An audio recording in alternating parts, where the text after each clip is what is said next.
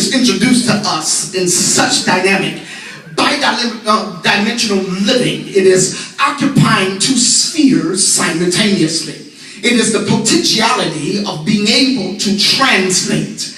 We get this ability, we get this notion that we are occupying two spheres because we have life and we have life abundant. Life and life abundant. Earth and heaven. We have natural and spiritual. We have two spheres functioning in us at one time.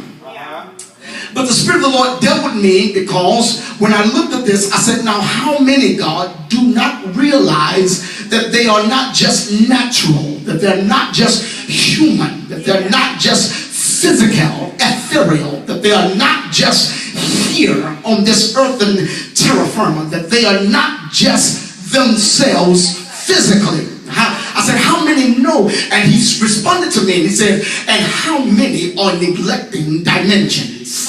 I said, God, that's unfair. You can't answer a question with a question. He began to minister to my spirit that we have been neglecting dimensions. Catch this. We are so familiar and inundated with death, burial, and resurrection.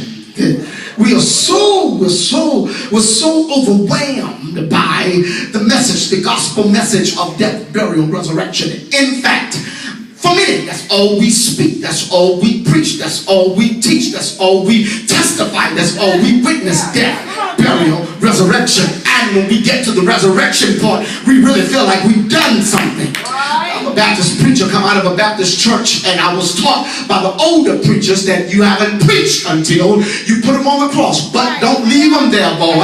Make sure you take them off the cross.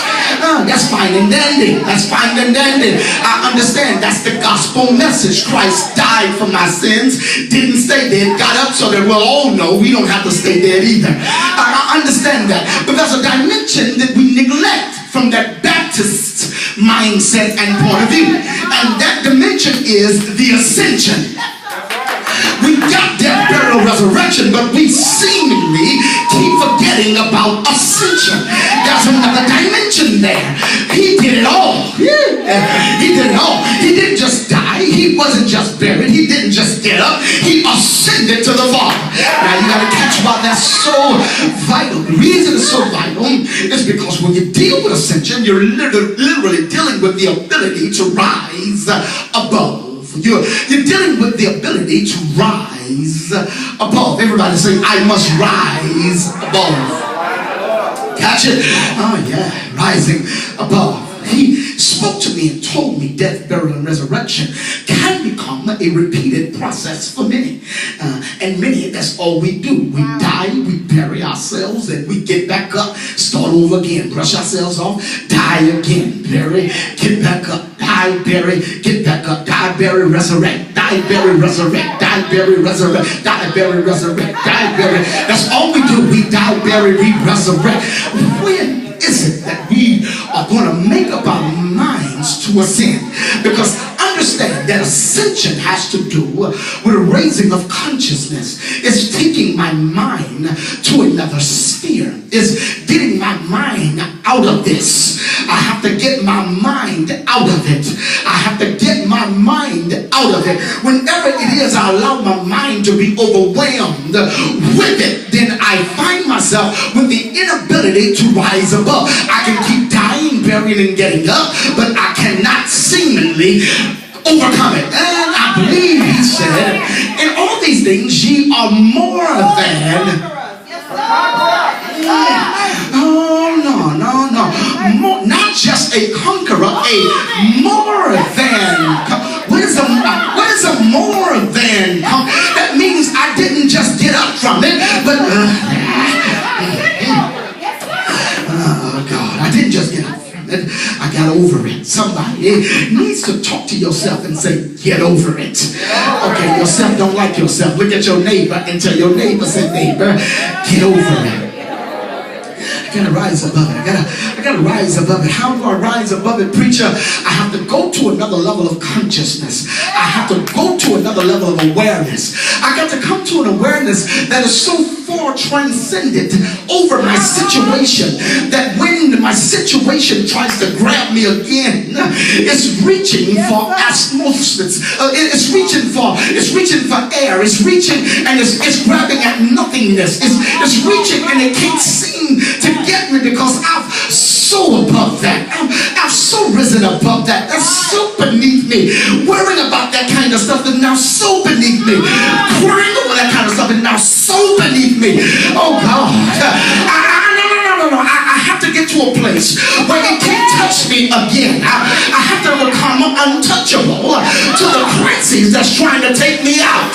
So God says, get to the point, boy, where all of this stuff that has gotten you in the past can no longer find you because you have translated, you have risen above, you have gone to another sphere, you have raised your mind, you have repented, you have raised your consciousness. I said, God, talk now. Let me have now what it is you want to say in a nutshell. Now, watch this, and I'm through preaching. You'll find that it will be quick today. He said, look at this. He says, two texts of scripture,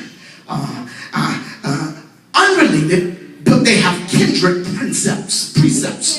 I said, speak to me, God. He says, the texts are unrelated. When you read them too, the only thing you'll find that are alike is the fact that Jesus went to Jericho. Watch this.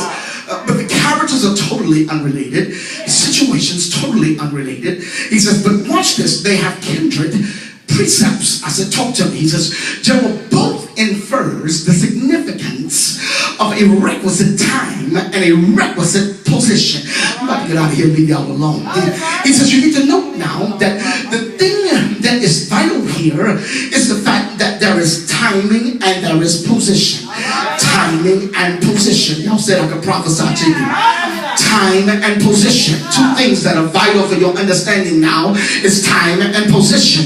It must be the right timing and you must be in the right position. It must be the right timing and you must be in the right position. It must be the right timing and you must be in the right position. Listen here closely. Pitychus, one of the wise men of Greece, coined a phrase that is karan nuti. The phrase means know your time or know your opportunity. Watch this. And so Pitychus, he coined this phrase and it reverberates in my spirit from the time I ever read it. Know your time, know your opportunity. The word opportunity is the word time. You gotta catch this.